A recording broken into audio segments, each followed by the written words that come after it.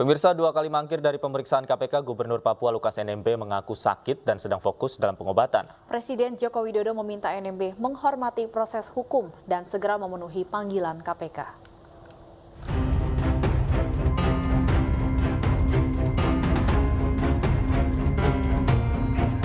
Sejak dijadikan tersangka gratifikasi, Gubernur Papua Lukas NMB belum berhasil diperiksa oleh Komisi Pemberantasan Korupsi.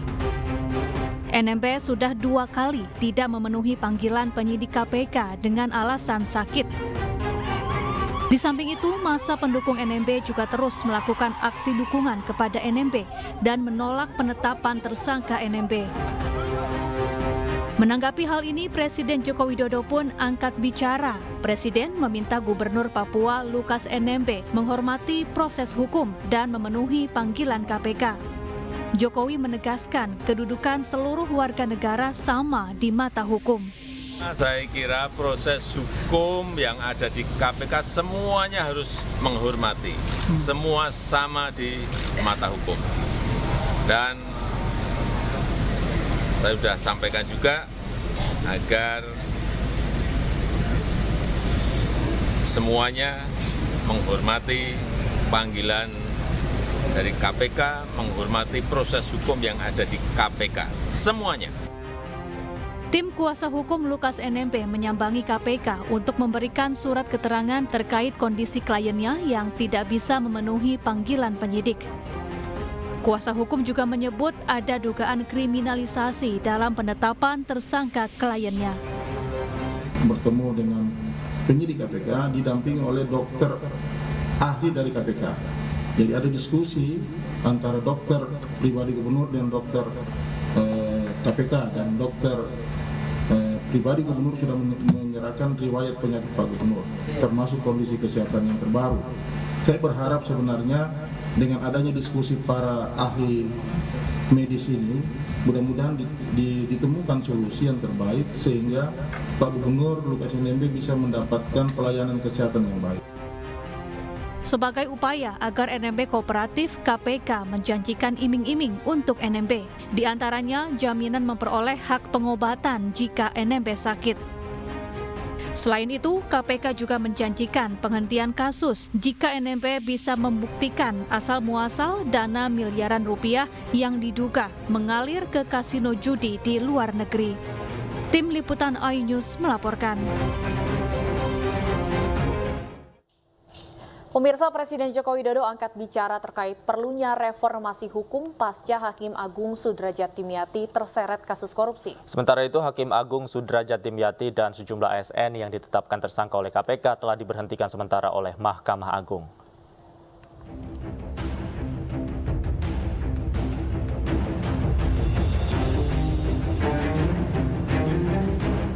Sudrajat Dimyati menjadi Hakim Agung pertama yang terjerat kasus dugaan tindak pidana korupsi. Hal ini menjadi sorotan lantaran lembaga yang semestinya menjadi benteng terakhir penegakan keadilan itu nyatanya sudah rapuh karena teracuni oleh korupsi. Presiden Joko Widodo pun angkat bicara. Ditetapkannya Hakim Agung sebagai tersangka korupsi membuat Presiden menyadari perlunya reformasi hukum di negeri ini. Karenanya Presiden mengaku sudah memberi perintah khusus kepada Menko Polhukam Mahfud MD. Yang paling penting kita tunggu sampai selesai proses hukum yang ada di KPK. Yang pertama itu. Yang kedua, memang saya melihat ada urgensi yang sangat penting untuk mereformasi bidang hukum kita. Dan itu sudah saya perintahkan kepada Menko Polhukam. Silahkan tanyakan ke Pak Menko Polhukam. Usai menerima instruksi dari Presiden Joko Widodo melalui akun media sosialnya, Mahfud menyatakan tengah mencari formula untuk mereformasi bidang hukum Indonesia. Mahfud juga menyoroti kinerja pengadilan yang justru melemahkan upaya pemberantasan mafia hukum. Meski demikian, Menko Polhukam menegaskan pemerintah tidak bisa mengintervensi Mahkamah Agung karena tergolong lembaga yudikatif. Sebelumnya KPK menetapkan 10 tersangka dalam kasus penanganan perkara di Mahkamah Agung. 10 tersangka tersebut termasuk Hakim Agung Sudrajat Dimyati, kini telah diberhentikan sementara oleh Mahkamah Agung. Tim Liputan iNews melaporkan. Sudrajat Dimyati bukanlah yang pertama sebagai seorang pengadil yang terjerat korupsi. Banyak kasus yang melibatkan penegak hukum membuat Presiden meminta reformasi di bidang hukum. Apa yang perlu direformasi dan seberapa sulit merealisasikannya? Kami akan membahasnya bersama Direktur Pusat Studi Anti Korupsi dan Good Governance, Oce Madril, serta kami juga sudah berupaya menghubungi juru bicara Komisi Yudisial Miko Ginting dan anggota Komisi 3 untuk bersama-sama ikut diskusi dengan kami pada sore hari ini. Saya langsung sapa Pak Oce, selamat sore.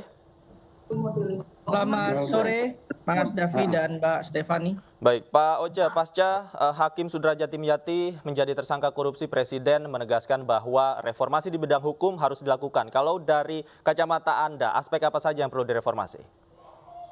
Ya, kalau kita lihat apa yang terjadi di kasus dugaan korupsi yang terjadi itu memang polanya sebetulnya masih pola umum, pola yang terjadi di mafia peradilan biasanya, dan itu terjadi antara pihak-pihak yang berperkara. Jadi pola ini sebetulnya tidak ada yang baru sebetulnya, ada pihak-pihak berperkara di situ, ada pegawai ya, kemudian ada hakim tentu saja yang punya kewenangan, meskipun pola seperti ini tentu perlu pembuktian nantinya di persidangan.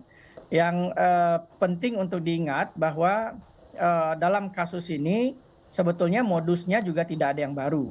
Modusnya juga modus yang selama ini digunakan dalam korupsi di dunia peradilan, bisa berbentuk suap, juga bisa berbentuk gratifikasi. Jadi sebetulnya tidak banyak yang baru.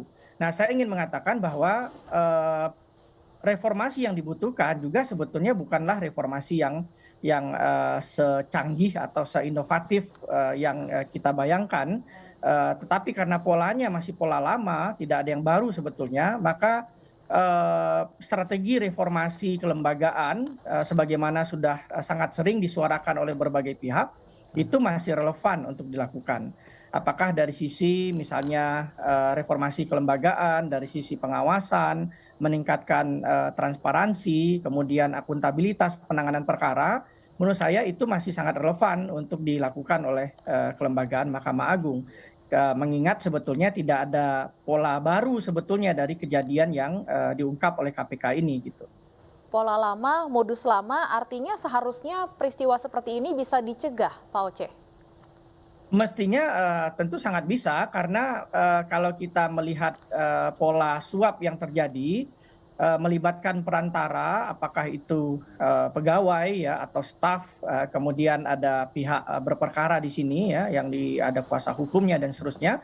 Menurut saya pola ini sudah lama sekali, banyak ditulis di berbagai riset, kemudian banyak disampaikan juga ke pembuat kebijakan, sehingga mestinya kalau proses penanganan perkara itu bisa lebih transparan dan kemudian bisa lebih akuntabel proses pengambilan keputusan dalam sebuah perkara, tentu upaya-upaya untuk dalam tanda kutip ya mempengaruhi hakim atau mempengaruhi perkara supaya memenangkan kasus, tentu ini akan dihindari, akan terhindar begitu.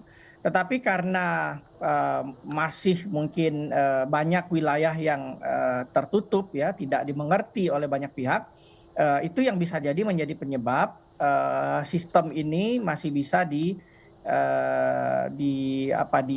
digoreng ke sana ke sini sehingga menghasilkan perbuatan suap atau gratifikasi itu.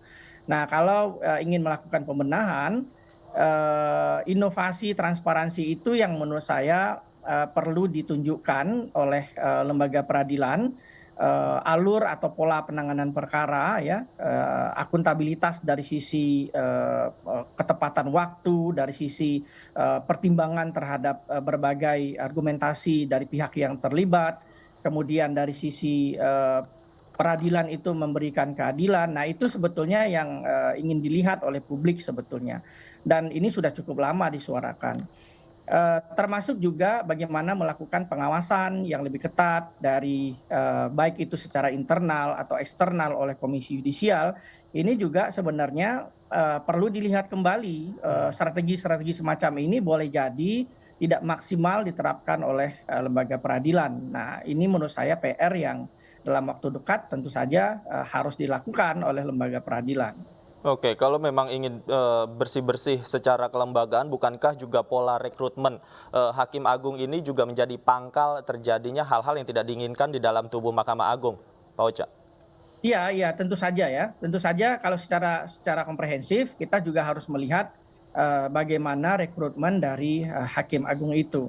Relatif sebetulnya kita memiliki pola yang lebih baik melalui Komisi Yudisial, kemudian penelusuran juga dilakukan oleh Komisi Yudisial, dan pengusulan itu juga dilakukan oleh pihak eksternal, sehingga sebenarnya dari sisi rekrutmen sistemnya boleh jadi sudah cukup baik, tetapi Mahkamah Agung memang perlu melakukan pembinaan kepada calon-calon Hakim Agung, siapa saja calon-calon Hakim Agung yang dikirimkan dan kemudian bisa mengikuti proses seleksi itu.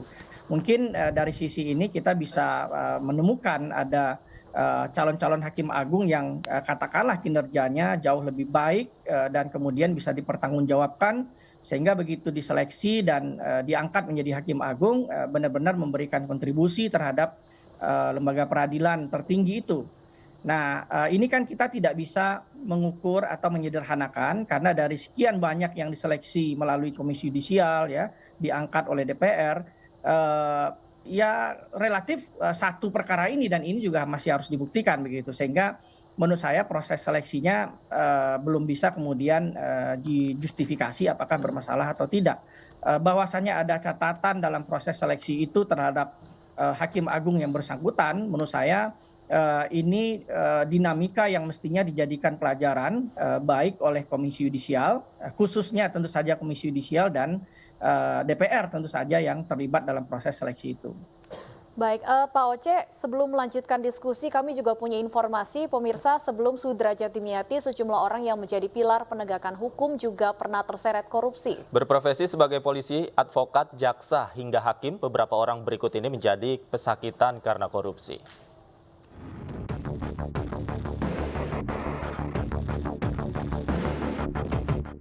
Jaksa Pinangki Sirna Malasari menjadi sorotan karena terjerat kasus korupsi. Pinangki terbukti menjadi makelar kasus agar terpidana korupsi Joko Chandra bisa lolos dari hukuman penjara dengan mengajukan peninjauan kembali. Pinangki awalnya divonis 10 tahun penjara oleh Pengadilan Negeri Jakarta Pusat. Namun kemudian vonis tersebut disunat Pengadilan Tinggi Jakarta menjadi 4 tahun penjara. Belakangan, pada 7 September lalu, Pinangki bisa menghirup udara bebas setelah dipenjara sekitar 2 tahun. Sang pengadil atau hakim juga pernah terjerat masalah korupsi. Sebelum Hakim Agung Sudrajat Dimyati, Ketua Mahkamah Konstitusi Akil Mukhtar ditangkap KPK melalui OTT. Akil dinyatakan bersalah menerima hadiah terkait sengketa pilkada dan pencucian uang. Hakim menjatuhkan vonis seumur hidup. Setelah itu juga ada Hakim Mahkamah Konstitusi Patrialis Akbar yang ditangkap KPK Januari 2017.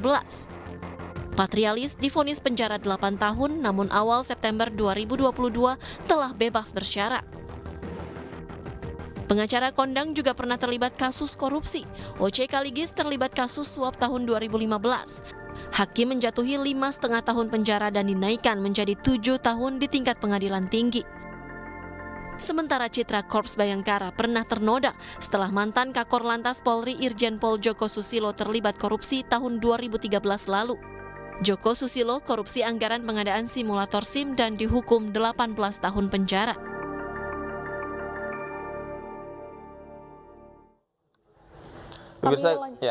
Kami lanjutkan diskusi masih bersama kami Oce Madril, Direktur Pusat Studi Anti Korupsi dan Good Governance. Pak Oce, kalau kita lihat tadi lengkap ya, mulai dari polisi, advokat, jaksa, hakim MK dan hakim MK semua pernah ada yang terseret kasus korupsi. Apakah hukuman yang ada di Indonesia ini belum cukup memberikan efek jera kepada para penegak hukum kita? Iya, sebetulnya kalau dari sisi ancaman hukuman terhadap penegak hukum, spesifik hakim, ada pemberatan ya istilahnya ya, atau ada ancaman hukuman yang jauh lebih berat daripada masyarakat umum. Dan itu sebetulnya dalam beberapa perkara, kalau kita lihat misalnya dalam kasus Akil Mukhtar, hukumannya jauh lebih tinggi. Kemudian dalam beberapa perkara yang lain dibandingkan dengan masyarakat umum, hukumannya jauh lebih tinggi. Mungkin kalau soal tinggi rendahnya hukuman penjara, ini perdebatannya bisa sangat panjang ya, karena akan terkait dengan efek jera, terkait dengan kualitas perkara dan seterusnya. Tetapi di sisi lain sebetulnya banyak juga upaya-upaya untuk tidak hanya melakukan pemenjaraan, tetapi juga dari sisi misalnya harta kekayaan ya, dari sisi pencucian uang, karena kalau kita lihat suap atau korupsi dalam bentuk gratifikasi suap itu pasti melibatkan harta kekayaan dan katakanlah ada dugaan pencucian uang di situ.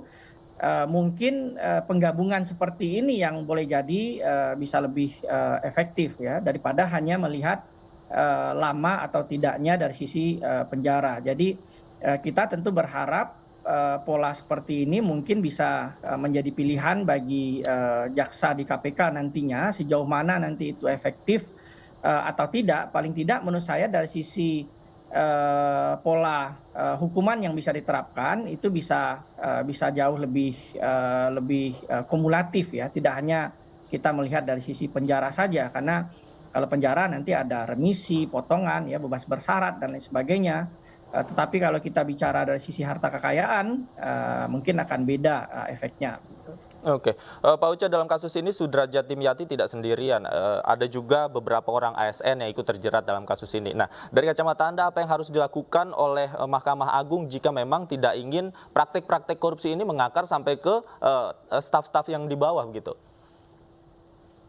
Ya, dari sisi kelembagaan perlu dilakukan evaluasi menurut saya jika kasus ini kemudian memang mengarah kuat pada keterlibatan dari pegawai-pegawai itu, memang harus dilakukan dalam jangka pendek evaluasi kepegawaian, tidak hanya mungkin di yang terkait langsung dengan Hakim Agung tersebut, tetapi boleh jadi sistem kinerja, pengawasan kinerja kepegawaian itu perlu dilihat kembali. Kemudian tentu saja ada pola-pola yang menurut saya sudah beredar juga, konsep ini cukup lama, untuk senantiasa mengevaluasi posisi jabatan, dilakukan mutasi, dilakukan rotasi dalam waktu yang tidak terlalu lama, sehingga tetap ada penyegaran di unit-unit lembaga tertinggi, lembaga peradilan tertinggi, untuk mengantisipasi adanya potensi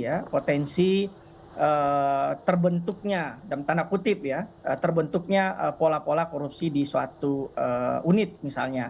Jadi pola mutasi, rotasi, penyegaran, evaluasi, pembinaan terhadap kepegawaian itu nggak boleh dilupakan.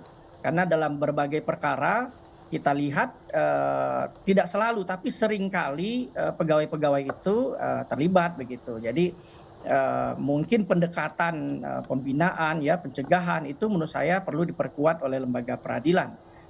Kalau soal hukuman kita tinggal menunggu bagaimana nanti KPK memproses itu ke persidangan, tetapi di sisi pencegahannya Mahkamah Agung bisa melakukan jauh lebih banyak dari hanya sekedar menunggu hukuman yang diperuntukkan kepada individu-individu yang terlibat. Baik. Dan sudah bergabung juga bersama kami Pak Miko Ginting, jubir dari Komisi Yudisial. Selamat sore Pak Miko. Sore Mbak. Baik, Sore, kami Mas akan Aceh. lanjutkan diskusi Ya, usai jeda berikut. Jangan kemana-mana pemirsa, tetaplah bersama kami di iNews Sore.